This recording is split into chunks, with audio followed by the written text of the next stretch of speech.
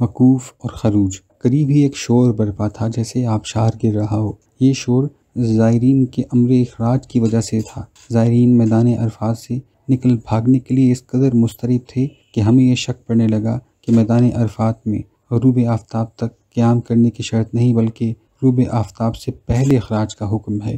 میدان عرفات میں غروب آفتاب سے پہلے ہی ایسی بھگدڑ پڑ جاتی ہے جس میں شدت بھری دیوانگی کا عنصر ہوتا ہے۔ خیمے اکھاڑ لیے جاتے ہیں، سامان باندھے جاتے ہیں، ٹرک سامان سے لاد دیے جاتے ہیں۔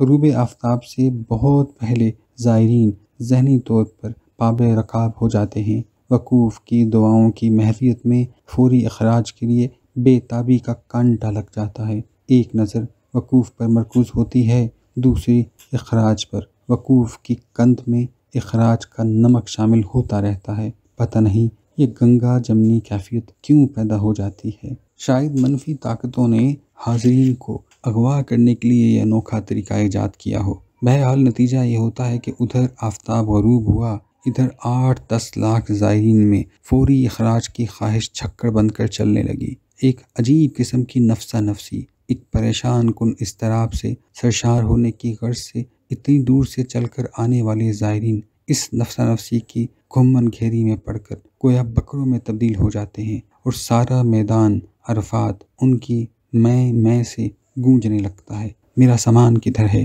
میرا کمبل کیا ہوا؟ میرا ٹرنک کون اٹھا کر بس تک لے کے جائے گا؟ میری گھڑی؟ میرا لوٹا؟ میرا تالا؟